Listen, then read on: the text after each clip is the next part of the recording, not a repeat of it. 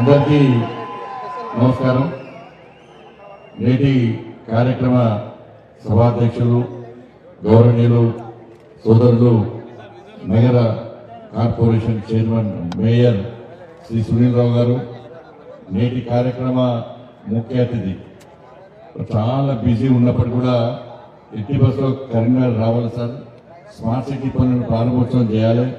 చాలా సమస్యలతో ఇంకా తలడిల్లుతున్నాం. కొన్ని ముఖ్యమైన అంశాలతో కూడా ప్రజలు ఇబ్బంది పడుతున్న సమస్యలతో మీరు వచ్చి మాకు ఆశీర్వదించాలని చెప్పిన వెంటనే గౌరవ మేయర్ గారు కోరిన వెంటనే వారిని కోరిన తర్వాత నేను మన పొంగులేటి శ్రీనివాసరెడ్డి గారు ఢిల్లీ వెళ్ళినప్పుడు అప్పుడే పొన్న ప్రభాకర్ గారు కూడా ఫోన్ చేసినప్పుడే తప్పకుండా మంత్రి గారిని కరీంనగర్ తీసుకురావాలని చెప్పిన తర్వాత వారు వెంటనే అన్ని పనులను పక్కబెట్టి ఈరోజు కరీంనగర్ రావడం జరిగింది.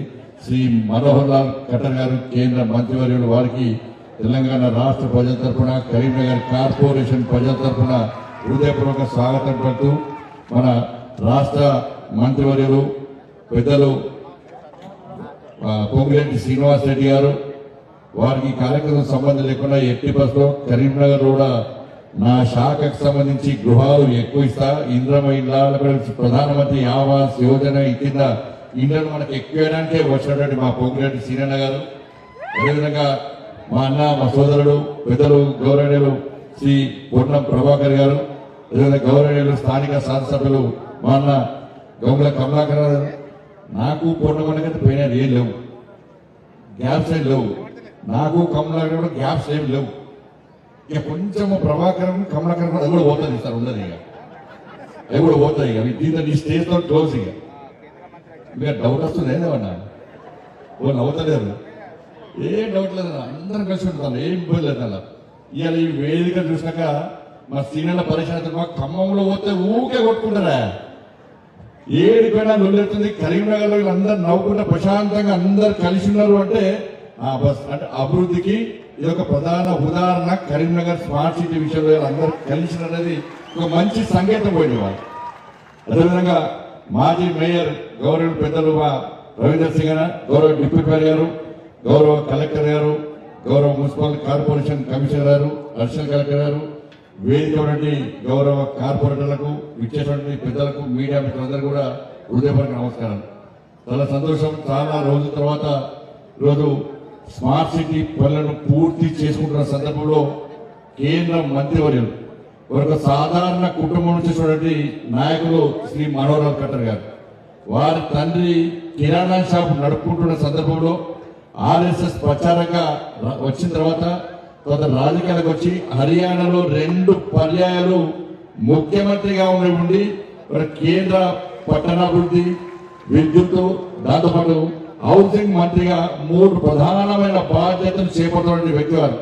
నరేంద్ర మోడీ గారికి చాలా ఇష్టమైన వ్యక్తి కాబట్టి 3 ప్రధానమైన శాఖలు వారికి ఇచ్చిన వాళ్ళు.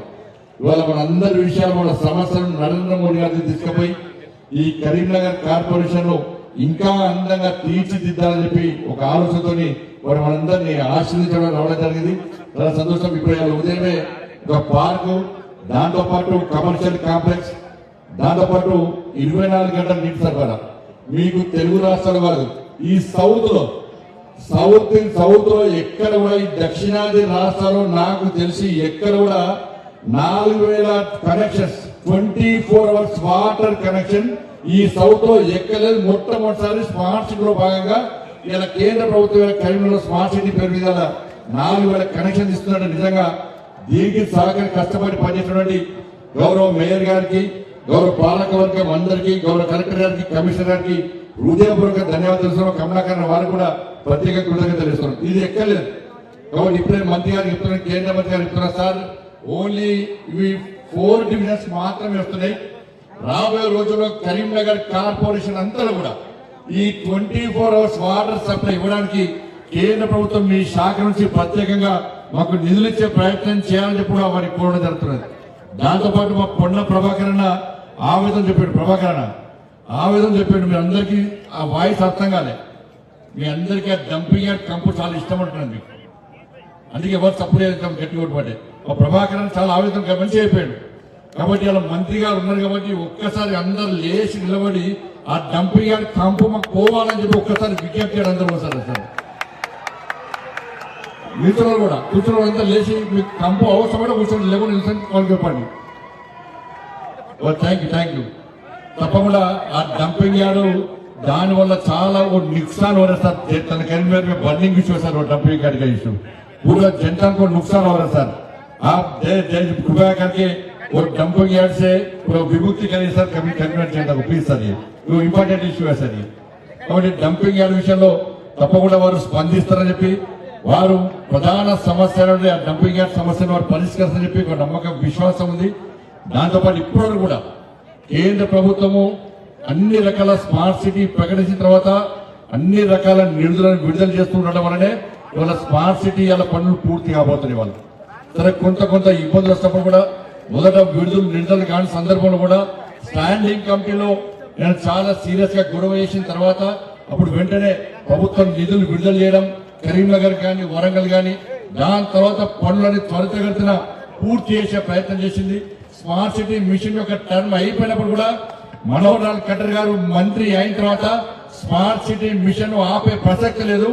ఇప్పుడు పనులు పెండింగ్ ఉన్నాయి కాబట్టి ఈ పనులు పూర్తి ఎవరు కూడా స్మార్ట్ సిటీ మిషన్ గా ఆ టైం పొడిగిస్తా అని చెప్పి వారు ప్రత్యేకంగా పొడిగించారు. కాబట్టి ఈ రోజు ఈ ప్రారంభోత్సవ కార్యక్రమాన్ని 24 hours వాటర్ సప్లై కార్యక్రమాన్ని మనం ప్రారంభించుకుంటాం వారి కృషి వల్ల.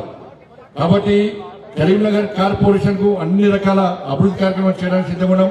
ఎందుకంటే వెమ్లవాడ దేవస్థానాన్ని స్మార్ట్ మన ప్రసాదం స్కీమ్ కింద పెట్టాలని చెప్పి కేంద్ర ప్రభుత్వాన్ని విజ్ఞప్తి చేయడం జరిగింది.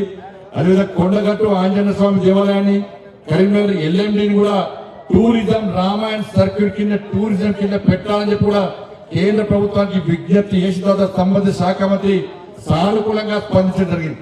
దాంతోపాటు పొన్న ప్రభాకర్ ఏం చేసినట్టే నవోదయ స్కీములు ఎట్టి పట్ల వంగరికి ఇస్తేనే ఇంకోసారి మీతో మాట్లాడతా లేకుండా మాట్లాడని వార్నింగ్ ఇచ్చిన తర్వాత నేను కూడా కేంద్ర మంత్రిని కలిసాక సిరిసిల్ల దాంతోపాటు హుస్నాబాద్ రెండు ప్రాంతాలకు కూడా నవోదయ స్కూల్ ను శాంక్షన్ చేసే ప్రయత్నం ప్రభుత్వం చేస్తున్నది. దాదాపు శాంక్షన్ చేశాడు. దాంతో పాటు కరీంనగర్ ప్రజలందరూ ఎదురు చూడండి ఈఎస్ఐ హాస్పిటల్ కూడా కేంద్ర ప్రభుత్వం శాంక్షన్ చేయబోతుంది కరీంనగర్ కి సంబంధించి. కాబట్టి ఇట్లా అనేక నిధులు కేంద్రం నుంచి తీసుకెళ్ళడానికి సిద్ధంగా ఉన్నాం. కాబట్టి అందరం కలిసికట్టుగా ఈ అభివృద్ధి కోసం ముందుతాం. తెలంగాణ రాష్ట్రానికి నరేంద్ర మోడీ ప్రభుత్వం తక్కువేం చేయలేదు.